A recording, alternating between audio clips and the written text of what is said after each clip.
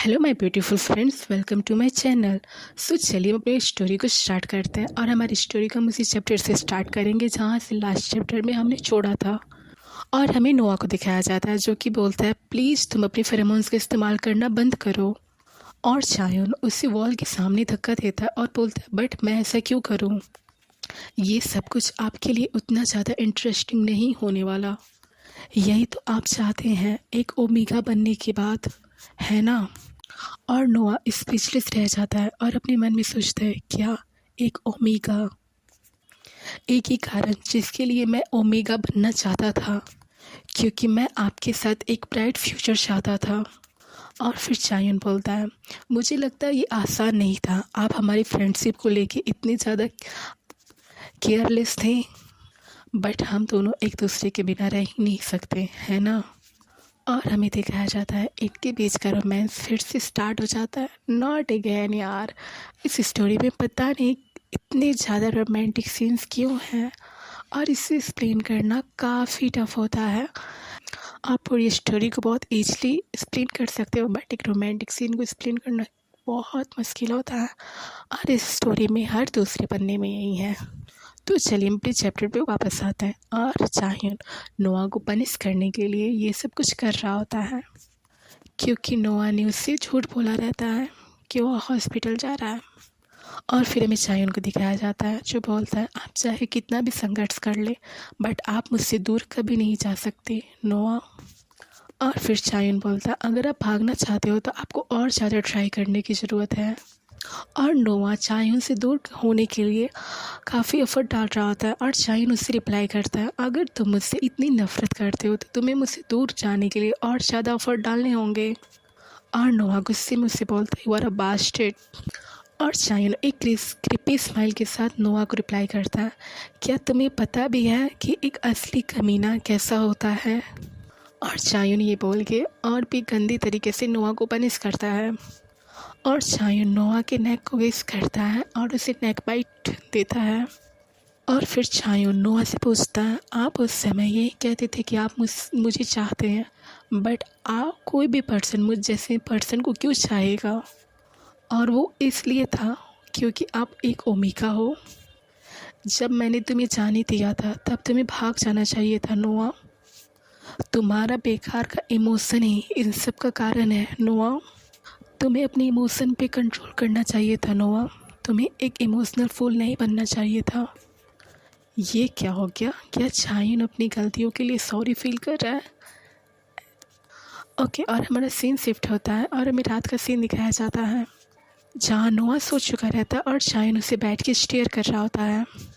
और हमें विंडो दिखाया जाता है जहाँ भी रात ही होती है, और चायोन नोआ को स्टेयर कर रहा होता है। और नोआ को हमें सोए हुए दिखाया जाता है जो काफ़ी ज़्यादा क्यूट लग रहा है। और चायोन नोआ के हेड को टच करता है और उसके बालों को सहलाता है, और सडनली वो उसके हेड को स्क्वीज करता है, और फिर उसको नोआ काफ़ी क्यूट लग रहा है। फिर वो नॉर्मल होकर उसकी चिक्स को टच कर रहा होता है। अरे यार, इस टाइम पे चायोन क्या करना चाह रहा है खुद मुझे भी समझ में नहीं आ पा रहा। और फिर हमें चायोन को दिखाया जाता है जो काफ़ी ज़्यादा सीरियस होकर कुछ सोच रहा होता है, और अपने मन में सोचता है, कॉलेज के टाइम से ही ऐसा ही है। हम रोमांस के बाद नोआ हमेशा ही सो जाता है, बट मैं नहीं सो पाता। मैं हमेशा ही इतना ज़्यादा स्ट्रॉन्ग पर्सन था। और उसके कुछ समय के बाद हमें चायोन को दिखाया जाता है जो सो चुका रहता है। और फिर हमारा सीन शिफ्ट होता है और हम नोआ को देखते हैं जो चायोन को सोते हुए स्टेयर कर रहा होता है। और नोआ चायोन के हेयर को टच करता है, और सडनली चायोन की नींद खुल जाती है और चायोन उससे पूछता है, तुम जा रहे हो? और नोआ चायोन की ओर से अपना मुंह फेरते हुए बोलता है, हाँ मुझे जाना चाहिए। और चायोन उससे पूछता है, तुम रात भर क्यों नहीं रुकते? और नोआ उसे रिप्लाई करता है, नहीं कोई बात नहीं, वैसे भी मुझे अभी कुछ काम पूरा करना है। ओके, मैं आपको कुछ चीज़ें क्लियर करना चाहती हूँ। अभी जो ये सीन चल रहा है वो फ्लैशबैक का सीन है, और इसे चायों की याद कर रहा है जब वो कॉलेज टाइम में थे, और जब उससे नोआ मिलने आता था तब क्या ये सीन चल रहा है। तब उसे चायोन रिक्वेस्ट कर रहा है अपने साथ रुकने के लिए, बट नोआ कोई ना कोई बहाना मार के उसके पास ही चला जाता था। तो ये फ्लैशबैक है, तो आप कंफ्यूज मत होइएगा। जो चायोन याद कर रहा है जब वो कॉलेज टाइम में थे। और नोआ इतना बोल के वहाँ से जाने लगता है और चायोन की नज़र नोआ के पैर पे पड़ती है जो कांप रहा होता है। और चायोन स्पीचलेस होकर फिर से बेड पे लेट जाता है। और फिर हमें नोआ को दिखाया जाता है जो अपना जैकेट पहन रहा होता है। और चायोन बोलता है वो मेरे साथ एक बार सुबह तक भी नहीं रुका। और फिर हम नोआ को दिखाया जाता है जो स्माइल करते हुए बोलता है चलो हम बाद में मिलते हैं।